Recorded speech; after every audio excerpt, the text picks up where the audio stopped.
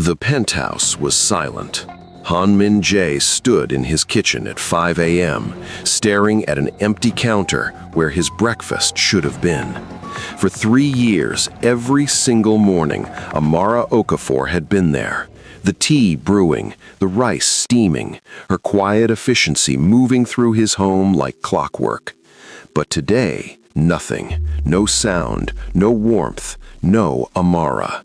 In his world, when someone reliable suddenly vanishes, it only means one thing: something terrible has happened. Before we go further, drop a comment and tell me where you're watching from. This story is going to leave you speechless. Hit that subscribe button right now, because what happens next will change how you see loyalty, protection, and revenge forever. Han Min-jae didn't become the head of Seoul's most feared organized crime family by ignoring his instincts. And right now, every instinct was screaming. He pulled out his phone, dialed Amara's number. It rang once, twice, then voicemail. Her voice, professional and warm, asked him to leave a message. He hung up, tried again, voicemail. His jaw clenched. He pressed the intercom to his security station downstairs. "Has anyone seen Amara Okafor this morning?" There was a pause. Then Kim Tae-sung, his head of security, responded. "No, sir. She hasn't checked in at the service entrance. We thought perhaps she called in sick." She didn't call. Han's voice dropped to something cold, something his men recognized as dangerous.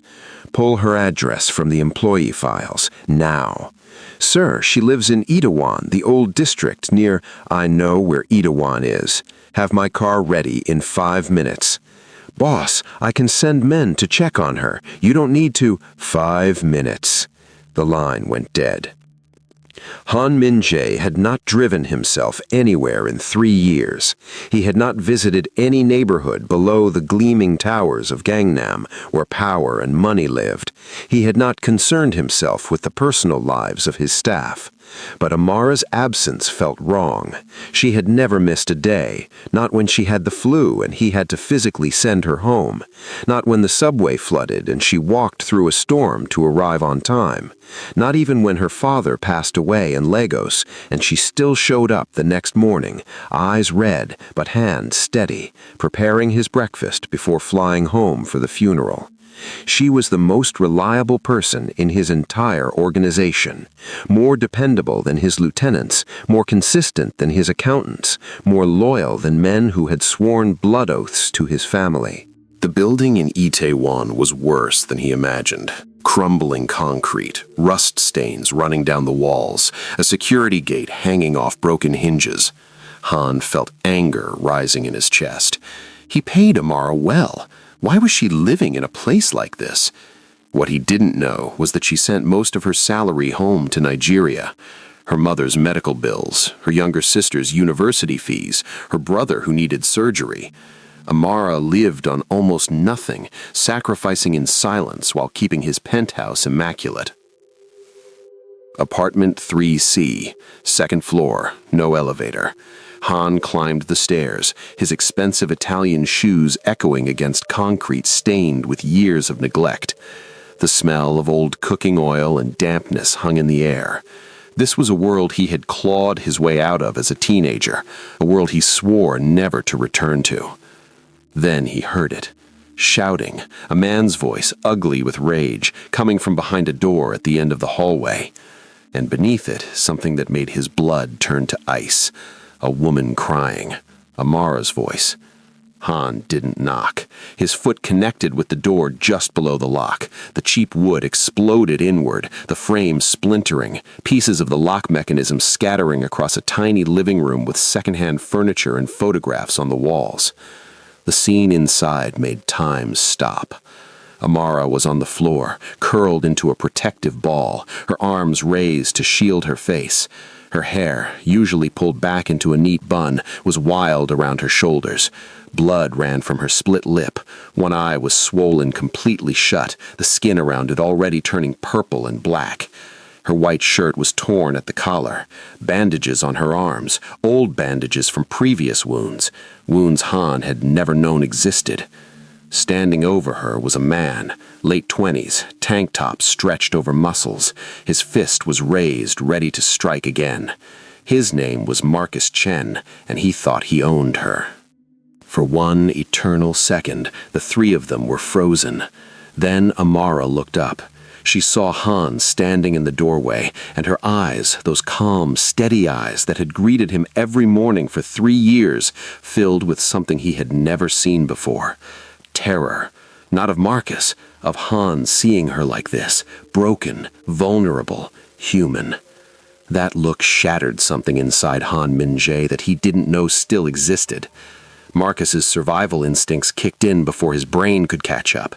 He saw the tattoos crawling up Han's neck, partially visible above his black shirt collar, saw death standing in his doorway wearing designer clothes and custom shoes.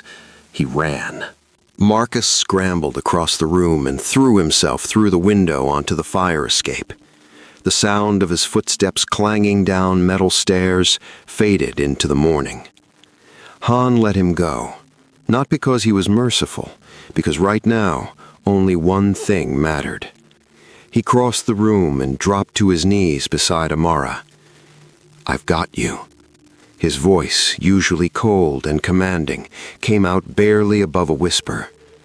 Amara tried to speak, tried to say she was sorry, that she would come to work immediately, that she just needed a moment. The words came out broken and weak, interrupted by pain. "Don't speak," Han said quietly. "Just breathe."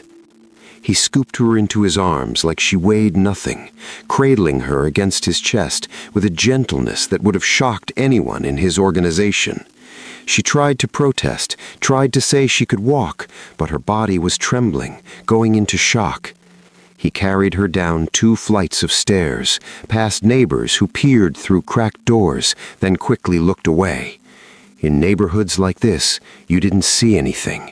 You didn't remember faces, especially not the face of a man with tattoos on his neck and death in his eyes. His black Genesis G90 waited at the curb, engine running. Han placed Amara in the back seat as carefully as if she were made of glass, then slid in beside her. He pulled her head onto his lap, his hand resting protectively over her hair. "Drive," he told the guard behind the wheel. "Now." The ride to Gangnam took 15 minutes. Amara drifted in and out of consciousness, her breathing shallow, her body trembling. Han watched her face, the split lip, the swollen eye, the bruises forming like storm clouds across her brown skin. Each mark was a debt, each wound was a promise. Marcus Chen would pay for all of it. The private doctor was waiting when they arrived. Dr. Park had served Han's organization for 12 years, asking no questions, keeping no records, treating bullet wounds and knife cuts without ever contacting authorities. He examined Amara with professional efficiency, while Han stood in the corner, arms crossed, watching every movement. 2 cracked ribs, Dr. Park said, his voice clinical. Severe contusions across her back and shoulders, possible concussion, signs of repeated trauma over time. This wasn't the first incident. Han's hands curled into fists. She needs rest, monitoring, ice for the swelling, pain medication. No hospital, Han said. It wasn't a request. Understood. She can stay here. I'll check on her every 6 hours. They put her in Han's bedroom, the master suite with floor-to-ceiling windows overlooking Seoul's skyline, silk sheets, a bed large enough for 4 people. Amara looked impossibly small in the center of it, fragile, lost in a sea of luxury she had cleaned 1,000 times but never inhabited. Han pulled a chair beside the bed and sat. He didn't move for 4 hours. He watched her breathe, watched her face twitch in troubled sleep, watched the rise and fall of her chest beneath the blanket, counting each breath like a prayer. At some point, her hand slipped from under the covers.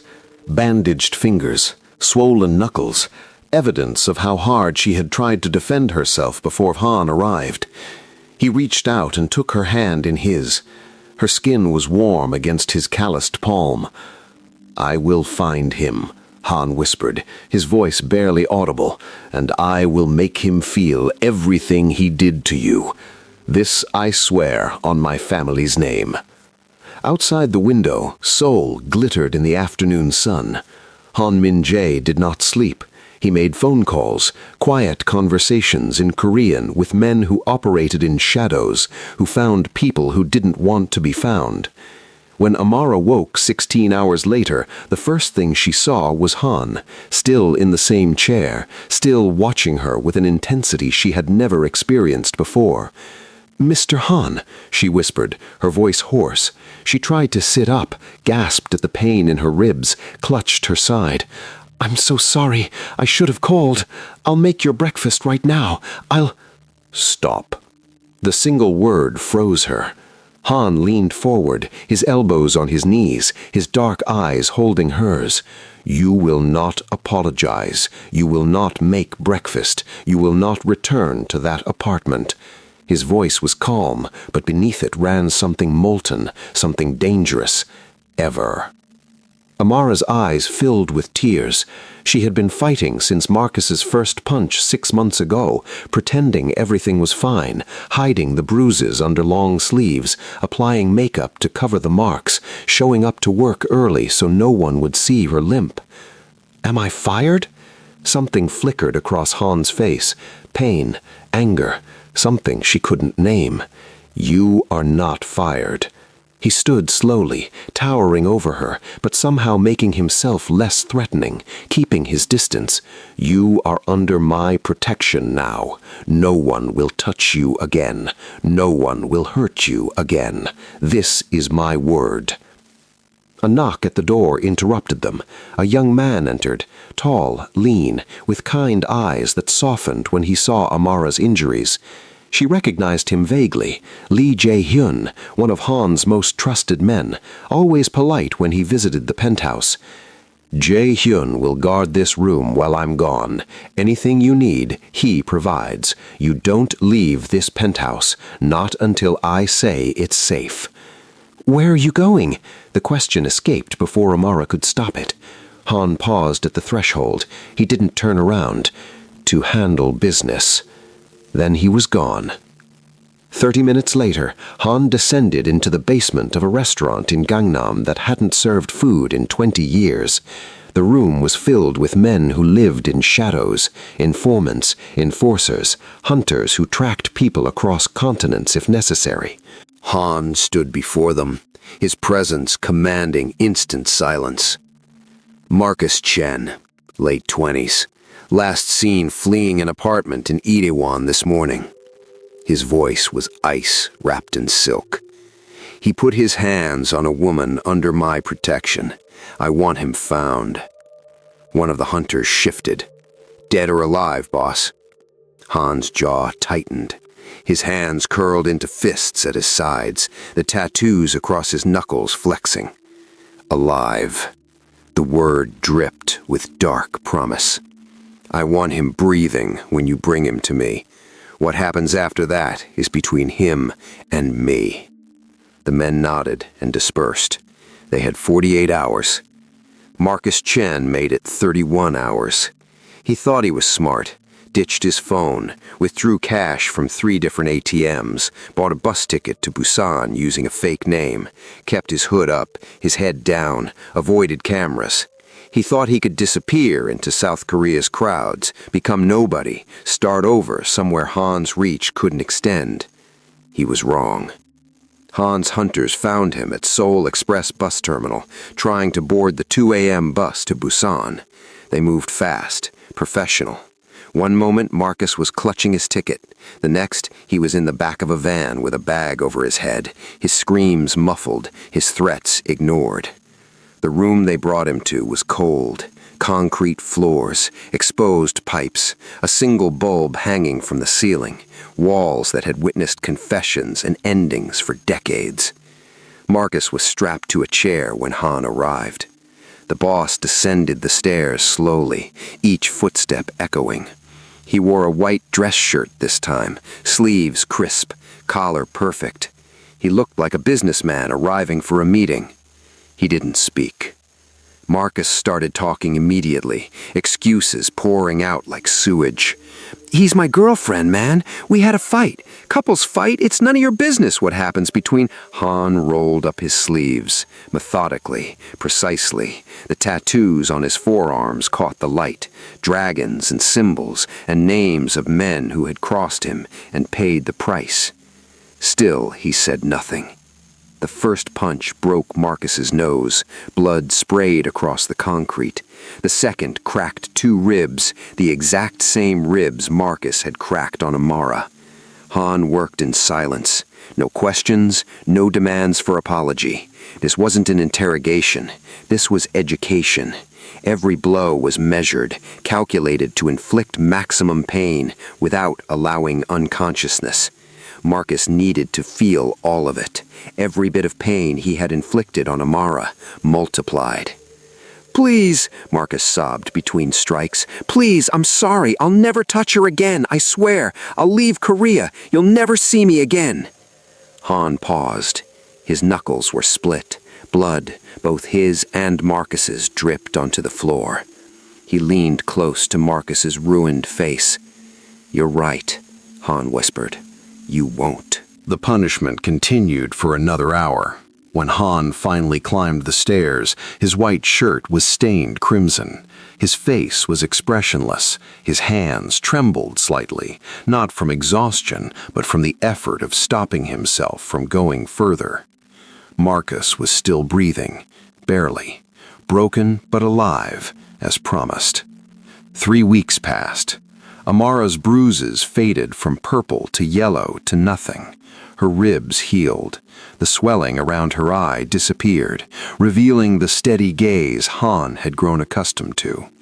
But something else was changing, something neither of them expected. She started cooking again, not because Han asked, not because she felt obligated, but because one morning she woke before dawn and felt the pull of routine, the comfort of creating something for someone who had saved her life. Han found her in the kitchen at 5:30 a.m., moving through cabinets she knew better than her own apartment, preparing breakfast she had made 1,000 times before. "You should be resting," he said from the doorway. Amara didn't startle. She had heard him coming. "I wanted to," she said simply, turning to look at him. "For you." They ate together that morning, Han at the head of his massive dining table, Amara sitting beside him instead of serving and disappearing like before.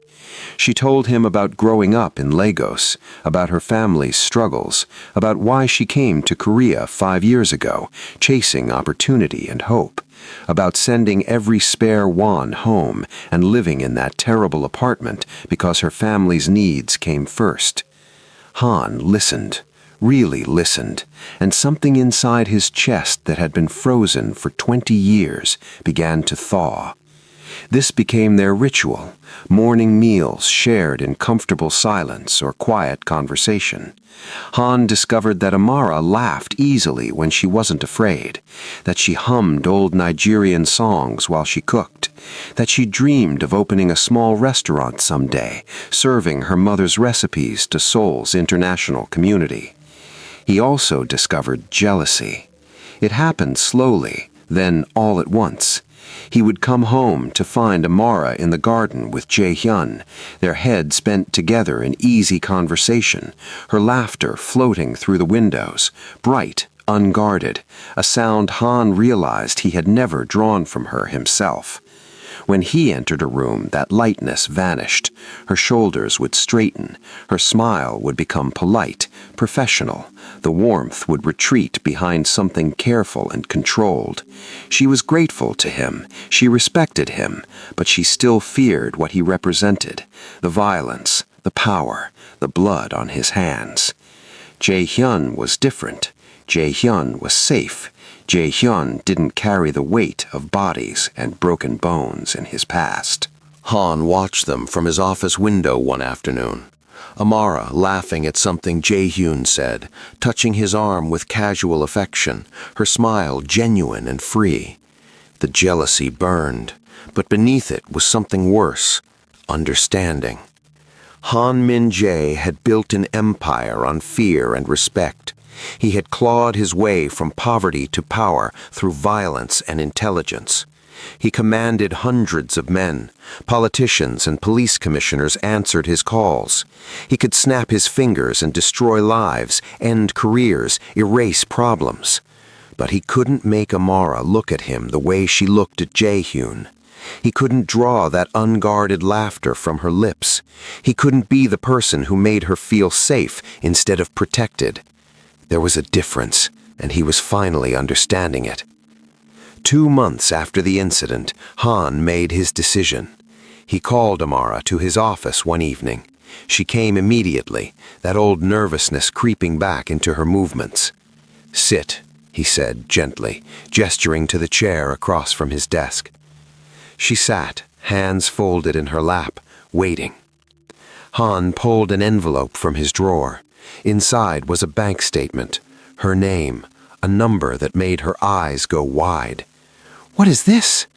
"Compensation," Han said, "for everything you endured, for 3 years of loyal service, for suffering that happened because I didn't know and didn't protect you soon enough." Tears welled in Amara's eyes. "Mr. Han, this is too much. I can't." "You can." His voice was firm. "And you will. Your mother's medical bills are paid. Your sister's university fees for the next 4 years are covered. Your brother's surgery is scheduled for next month at Seoul National University Hospital, the best surgeons in Korea." Amara's hand went to her mouth. "How did you—" "I made it my business to know." He paused. "There's more." He pushed another document across the desk. A deed, an apartment in Honnam-dong, one of Seoul's most prestigious neighborhoods. 3 bedrooms, modern kitchen, security, safety. "This is yours. No rent, no strings. It's in your name." "I don't understand," Amara whispered. "You're free, Amara." Han's voice was soft, softer than she had ever heard it. "You don't work for me anymore. You don't owe me anything. You can stay in Korea, or you can go home to Nigeria with enough money to never worry again. The choice is yours." "But I don't want to leave," she said quickly. "I want to stay. I want to work for you. I want—" "To live your life without fear, without obligation, without feeling like you owe someone your freedom because they saved you once." Amara stared at him. "Is this because of Jae-hyun?" Han almost smiled. Almost.